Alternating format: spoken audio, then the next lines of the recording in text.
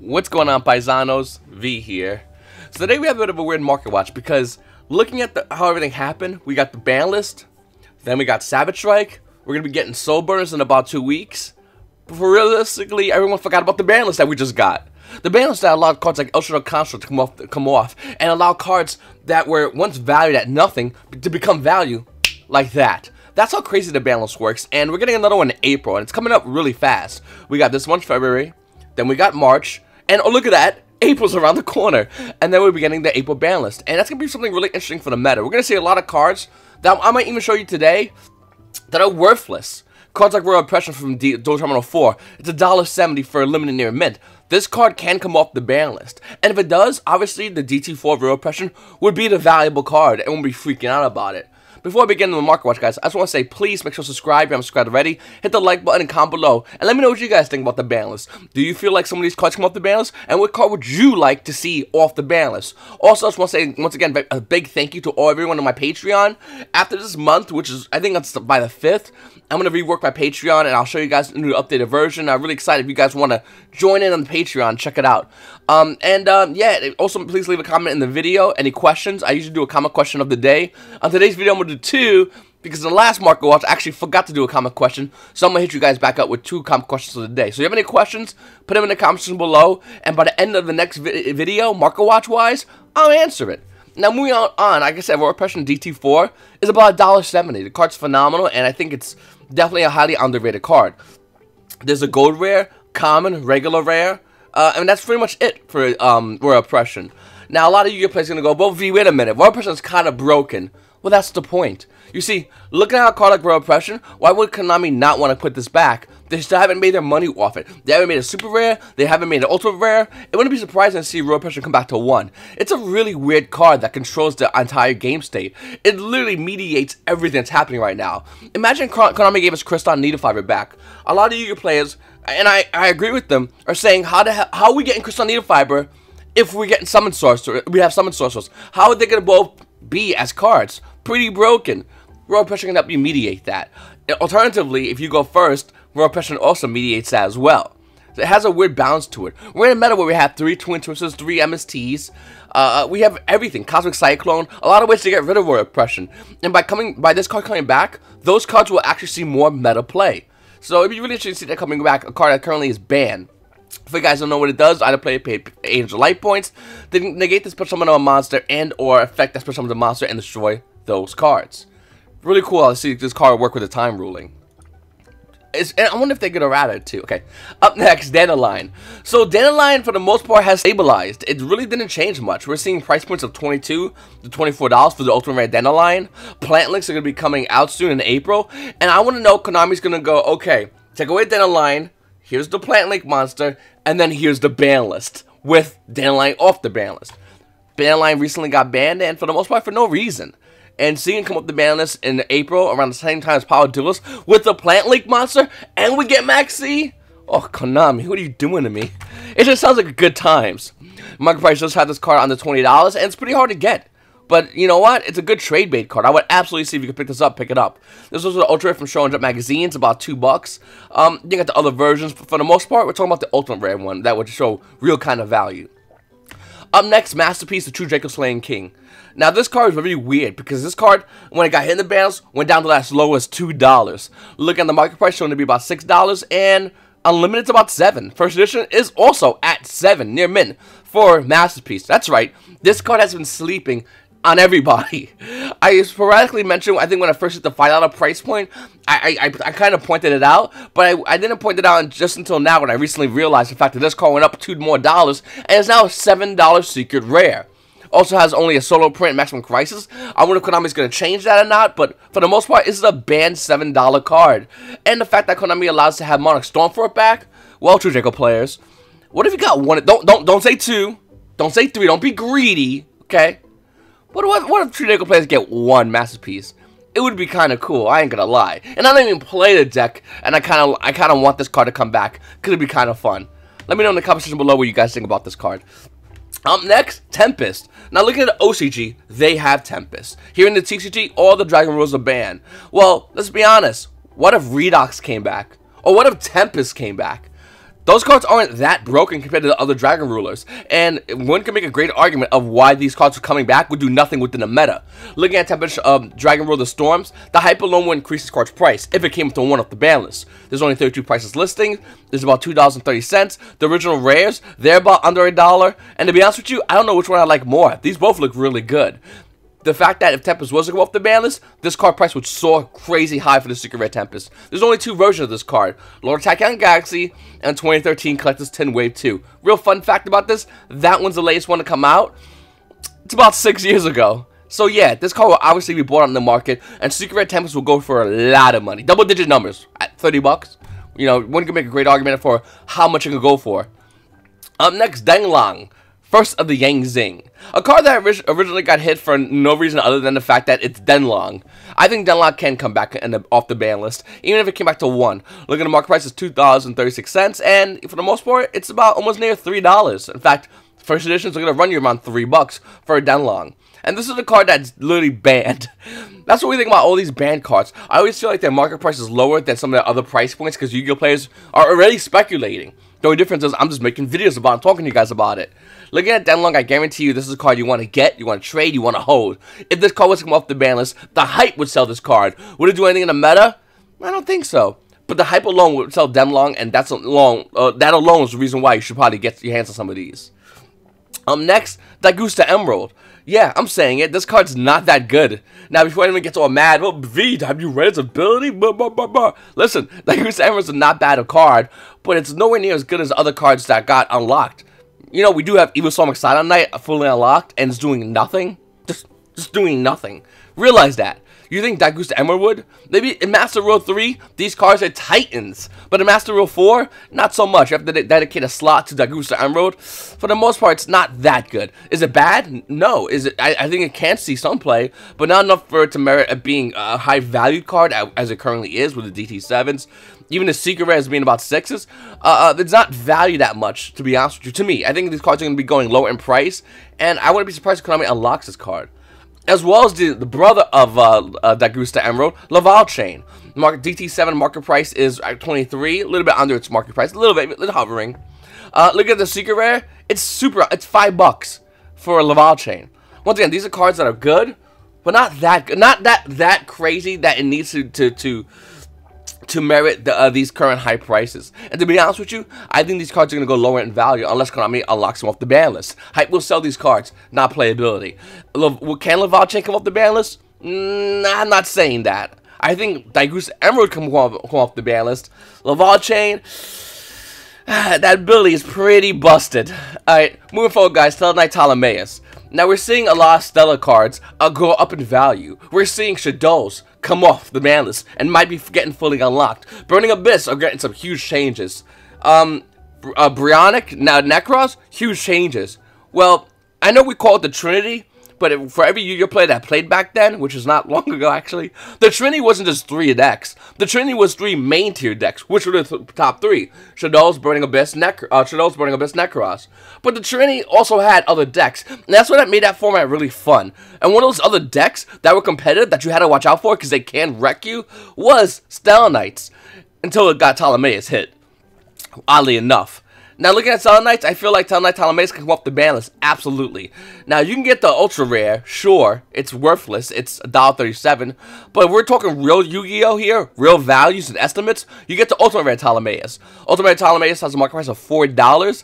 And Unlimited is about $4.50. First editions, it's hitting almost near $6. You see, there's not many Telenite Ptolemaeus Ultimate Rare First Edition on the market. And I think a lot of Yu-Gi-Oh players, so I kind of looked over this card and was like, whatever, I'm focusing on Shadows or Burning Abyss or Necros. No. The original trilogy had Telenites with it. It just wasn't part of the triangle. It was off to the side. By the way, the other decks off to the side was also, oh my god, actually, I forgot the name of it. I'll remember the name later on. But there was 2 other decks. In fact, if you know those 2 other decks, comment below. Yeah, I almost came to me, and then it was like yanked from my brain. There's 2 other decks that were in the Trinity besides this during this era, and they were really fun decks. Comment below, let me know if you know what they are. I'll put a little heart if you get it right. Next, guys, Wind-Up Carries and Mighty. So this is a phenomenal card that every Yu-Gi-Oh player hates because they remember the old school wind-up loop that took cards out of your opponent's hand. Nowadays, you wind-up loop with Thunder Dragon player, man, you're cruising for a bruising. And to be honest with you, wind-up looping a lot of decks today are just almost nearly impossible due to the fact that we have amazing hand traps that shut this deck down. And your deck's carried your deck's changed around only for wind-up loop. Well, the minute you lose your carrier, the minute you lose any part of that wind-up loop, if it's interrupted, you instantly lose the game. So wind-up carries and mighty can come off the bans, in my opinion. The Ultra Rare is about $1. They're really now $2 max, but I'm talking about the Ultimate Rare wind-up carries and mighties that actually have a lot of value. The market price is going to be about $467. Unlimited about $350. Going to first edition. Oh, I went to page 3 already. First edition wind-up carries and mighties, which, why did it load so long? Okay, it's almost near $6. This is a little bit higher than its market price, so I would highly recommend getting these. These are old school cards. Old school. What? Who put this in here? This is a Market Watch video. This is banned cards. We don't talk about this. No, but seriously, looking at Zodiacs, I think we can make some moves off the ban list. Once again, Zodiacs we're seeing play in Master Rule 4 still, but that's because they use cards that helps them subsidize the rankings, the linking, not ranking, the links. And one of those cards is Instant Fusion. Should be banned, by the way. But I think Zodiac, Dryden, and Zodiacs can come off the ban list. Now, I'm not saying fully unlock everything. 3 at 3 at 3 Dryden, 3 Broad, both have fun, Yu-Gi-Oh players. I'm not saying that whatsoever. But I don't mind if Konami unlocks some of these Zodiac cards and then makes a Zodiac Link monster. Woo, baby! You know it's gonna get really hot in here if we get a Zodiac Link monster. At that point, everyone's gonna be running over and buying their Zodiac cards. A lot of Yu-Gi-Oh players unload these cards when they were money, and for the most part, it was a good idea. But now, like, it's not a bad idea to buy these cards. And I'm not talking about the 2017 Megaton. I'm talking about Dryden. That's the card I want to talk to you guys about. Looking at Dryden's price, it's about $1.30. Unlimited is about 97 cents for Dryden. First edition Dryden, $1.84. Get your play set. Also, since we're on the subject, what about Zodiac Barrage? Not the $2 for the secret rare from the 2017 Megatons. I'm talking about Raging Battle. Raging Tempest. What? Raging Battle had Black Wings in it, actually. It's one of my favorite sets. One of my top 5 favorite sets. My price is about $2. Looking at it, Unlimited, it's about $2. First Virginia Mint is $2.68. Yeah, this guy has 21 of them at $2.69. I'm not even messing around with you guys. I think every Yu-Gi-Oh player that wants to look forward as far as getting deck cores should have a full-fledged Zodiac deck core. I'm stone cold serious. Full-fledged Zodiac deck core. It's dirt cheap right now. Nobody's looking at it. Everyone's worried about it. And that's when you should go in on it. Because it costs nothing for this deck. $10, you get original print Zodiac, the whole deck. Think about it. Up next, Magic Spectre Unicorn Kirin. This is a weird card for me because I hate this card. And not the 2016 Megaton. I'm talking about Dimension of Chaos. It just kind of matters more, but not really. But yes. Anyway, market price on this card would be about 42 cents. First edition mint is 24 cents over here. Now, the weird thing about this, I think that it can come back. And I know a lot of Yu-Gi-Oh players will go, V, that's so messed up, blah, blah, blah, blah. Listen, Meta is so much different than it is now. If Magic Spectre Unicorn Kirin comes back, it's going to do nothing. I know some Yu-Gi-Oh players are a little bit skeptical, but this card is nowhere near as good as Apex Avion. Hell, we have Kirin back already. If you played Ultigeist, you played against it. They have Sequitas. That's a way better Kirin. Infinitely better Kirin. And to be honest with you, Magic Spectres over here, they're going to need a Link monster in order to be kind of relevant. It can't... Excuse me. It can't be played during Pendulums, but it doesn't matter because it's not as good. You want a Kirin? Or do you want an Apex Avion? Choose the card you want. I'm not saying Kirin is terrible, and I'm not saying Apex Avion's better, but what I am saying is they're both phenomenal cards. And if Konami wants to put more Pendulums, they can start doing it by giving us one Kirin. That's it. Up next, guys. And by the way, I'm not trying to make an argument for the ban list for this card. I'm trying to make an argument for the value of the potential of this card coming off the ban list. I just want to summarize that in this video, because I guarantee you in the comment section there'll be people, Kirin could never come, blah, blah, blah.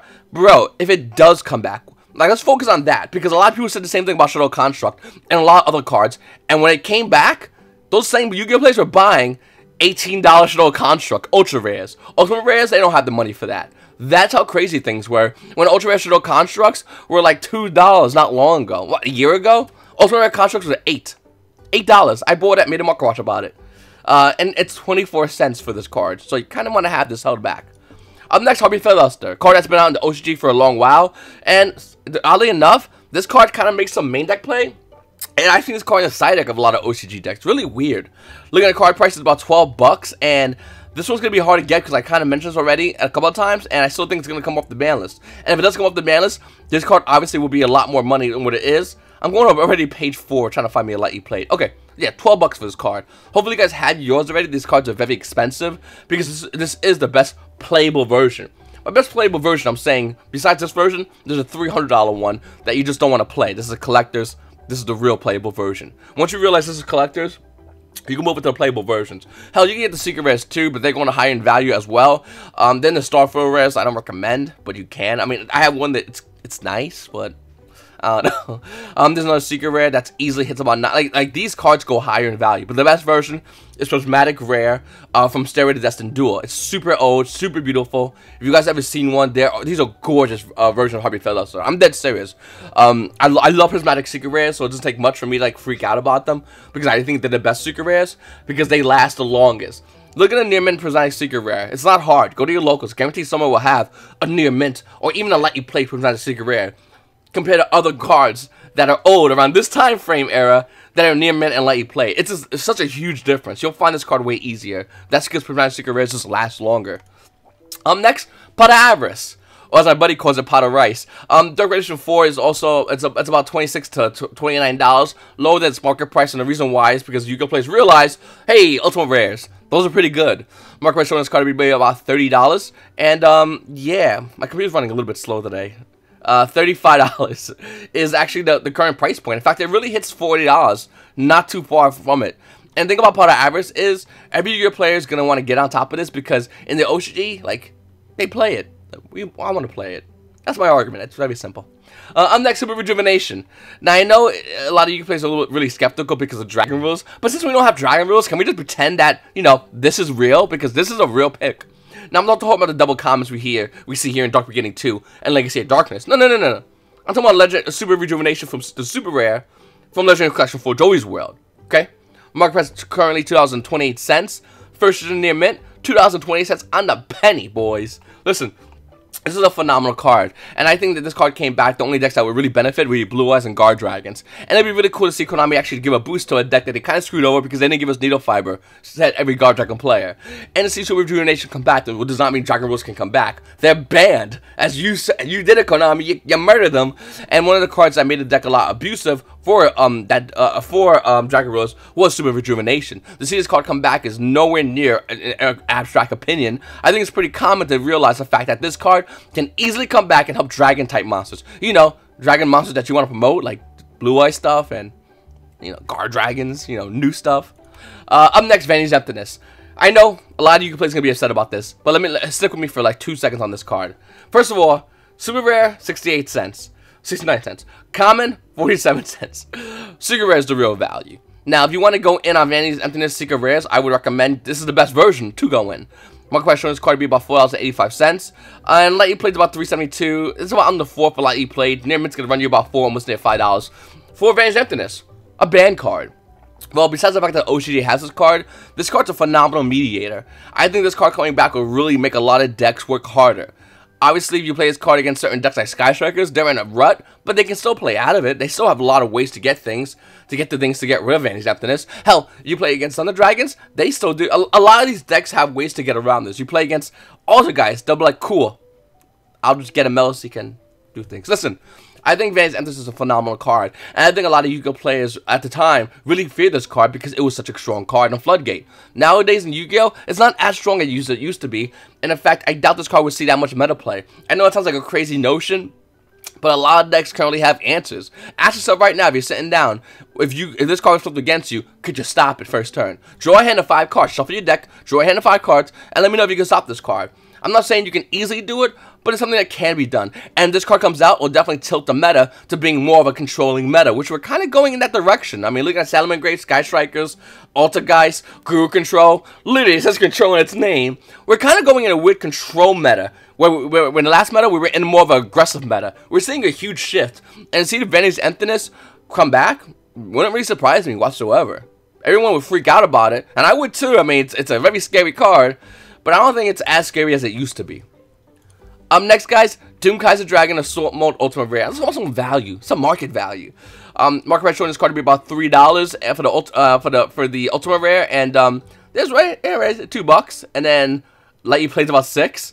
First edition is about $6, and then it's like 12. What the hell? Listen, Doom Kaiser Dragon Assault Mode is a card nobody ever played. Even back when Crimson Crisis dropped and this card came out, nobody played it. But the reason it's so high in value because it's an old school Ultimate Rare and it has Assault Mode in it. I guess. I've been told it's not worth it. But hey, if you find this card in your dollar binder, you should probably grab it. Speaking of crazy cards, Sword of Dark Rites. It did get a reprint, which I'll show you in a second, but market price showing this card to be about $3, and it's about $11. After that one's gone, though, it's going to be hitting almost near $15. Page bottoms out at $22 for Sword of Dark Rites. Clicking on viewing all versions, this card has a reprint version. It came out common, it's 10 cents. But if you want an old school secret rare, well, there's that value again. It's weird. I mentioned this a while ago, and I keep seeing it more and more and more. And it continues to happen. Old school secret rares with the solo listing, and now we're seeing over here with dual listings, are going up in value. I wonder if it's going to happen with this card called Plague Wolf. A card that's currently $2.78 on the market.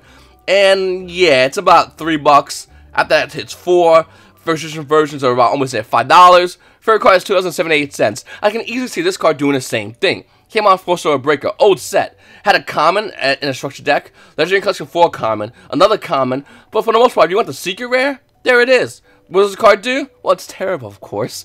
But it doesn't matter. Once per turn, you can change the card's attack to twice its original attack. If you do destroy it during the end phase, it becomes a 2000 level 3 monster. Wow. The meta plays, boys. I don't know, I just feel like this card's terrible, but so is this card, and it's worth money. And yeah, this card, horrible, but worth money. And that's because old school stuff is getting bought out, guys. It's not going to be surprising when we're going to see more clean buyouts. I feel like we saw that with a lot of hero stuff, and moving forward, we're going to see that with a lot of these cards. We're going to see a lot of crazy buyouts. And it's going to get to the point where we're going to see cards like Doom Kaiser Dragon be a $300 card, and Sword of Dark Rites be a $150 card. Mark my words, this will happen. The only difference between it happening now and in the future is in the future, hopefully you'll have yours. If not, well, welcome to this card being $100-something for no reason. Great trade bait, and collectors will love you if you have this. Moving forward, Prometheus, King of Shadows. You thought it was done?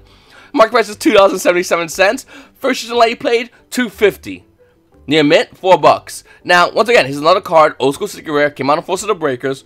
Had a Gold Series Ultra Rare, which is nothing, and a bunch of commons. Oh, the Super Rare came out on Destiny Soldiers. Sure. I don't know, it's just old school stuff you want to keep an eye out for. Like, it's Eradicated Epidemic Virus, a card nobody really cared about until recently. Market price showing this card to be about $27. Looking at it, it's a lot more than that. It's actually almost bought out. Unlimited about $60, and first edition near mint is $100 for Eradicated Epidemic Virus. Starting to see meta play, old school card. Once again, it came out for a breaker, but if you want the other versions, like the recently released Ultra Rare that came out Legendary Collection Kaiba, it's $3 for an Ultra Rare.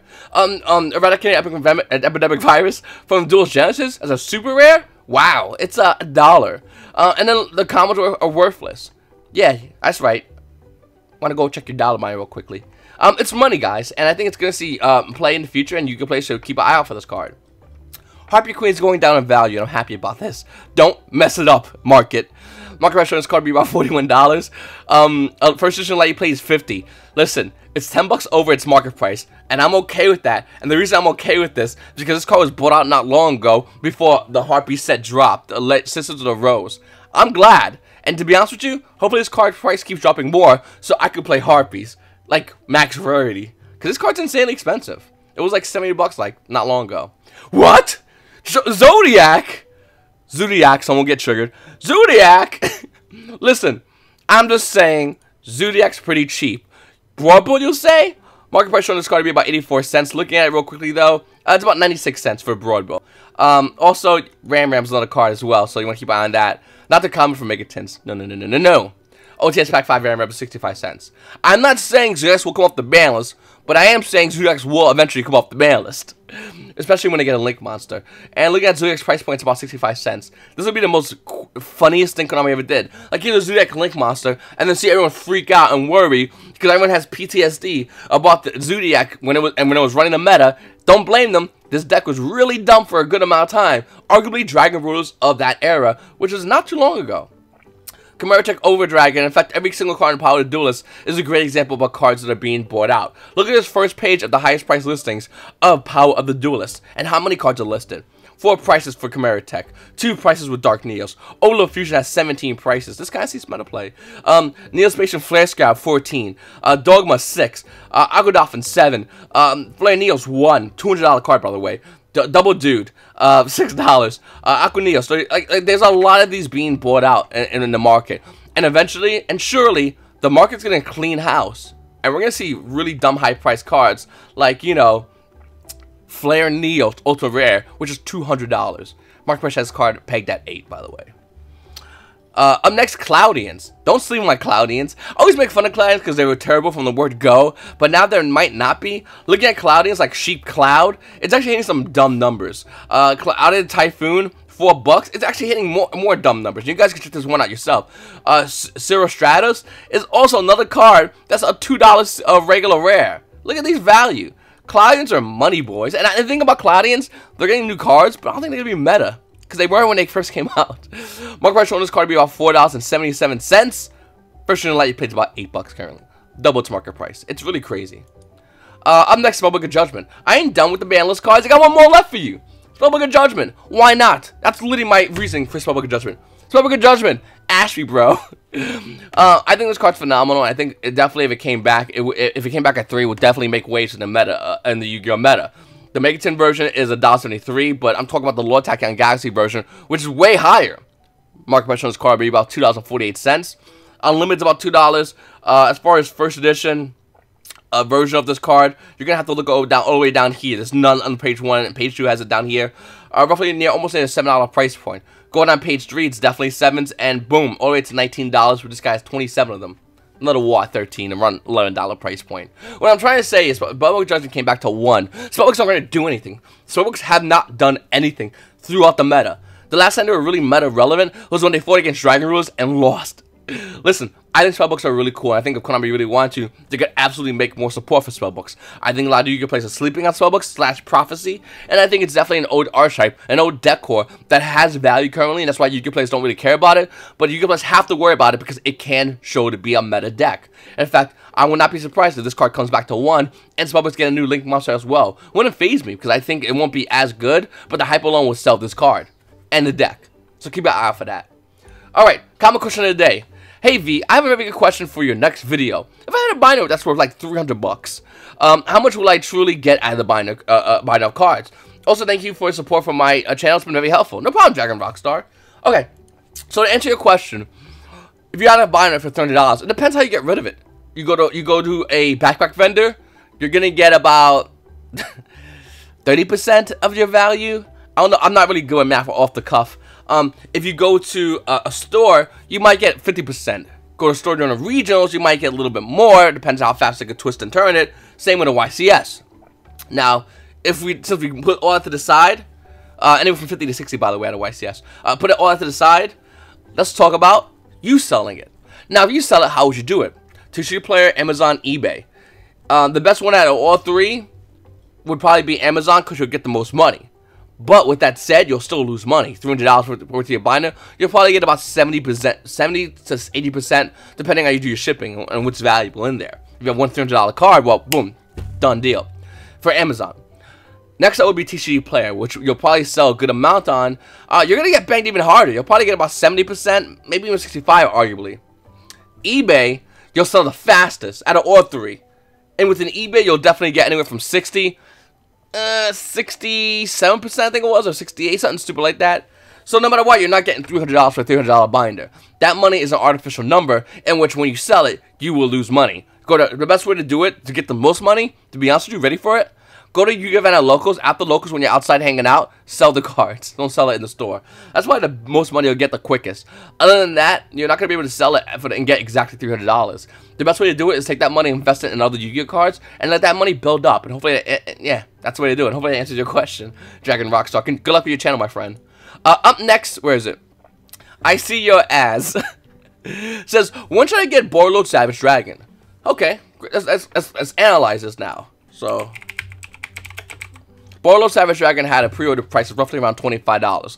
Looking at this price point right now, it's about $19 right here in the market. It's down to $5. Now, obviously, I'm not saying to go in and get Borderlord Savage Dragon right now. In fact, don't do that. It's a dumb idea. What I am saying is, after the YCS, it would be probably a great time to get it, depending if this card sees any play. If this card sees play and goes up in value, you have to wait once again. The only way it can really see play, if we're going to be honest with ourselves, is for the most part Pendulum Magicians. If Pendulum Magicians top and show a dominant topping, yeah, Borderlord Savage Dragon would absolutely be a card that you got to watch out for. Now, do I think it's going to see play and top? Yes. Is it going to win? I don't know. I don't think it will. I think Guru Control, Alta Guys, Sky Strikers, Thunder Dragons say something different. But I definitely won't be surprised if we see in the top 32, 2, maybe even 3 Pendulum decks. Hopefully I'm wrong, we see more. But what I am saying is, this card's price is going to go low in value, because the only players that have any actual value for Borderlord Savage Dragon is Pendulum players. Most decks really don't care about this, and most meta decks can't make this as easily as they can make other cards. So they're not going to. They're going to make those other cards. And since you're looking to play Pendulums, which I'm guessing you are, looking at Borderlord Savage Dragon, I would highly recommend waiting until after the YCS, wait around Wednesday, and then you go in and you ninja this card. That's exactly the best time to get it. And then we'll come back and we'll look at this card, because it won't be 19 by then. It might be $15. So you can save $10 on this card. And to be honest with you, I said it earlier, I'll say it again, this card is going to settle at $10. That's the price point. Because it's not a terrible card, but it's not good enough as its 2 other brothers who are definitely better than this card. Is this card horrible? Not at all. Not if you're playing Pendulums, or you can make level 8 monsters that can easily bring out Borderlord Savage Dragon. It's a phenomenal negate. But that's all it is right now. Unfortunately, Pendulums can bring it out the best. No other deck can really bring it out as easily. And for that, only Pendulums for the most part want this. And they're definitely meta. Hopefully that answers your question. I really appreciate you guys watching my videos. Please make sure to subscribe if you haven't subscribed already. Hit the like button. And have a good day, paisanos.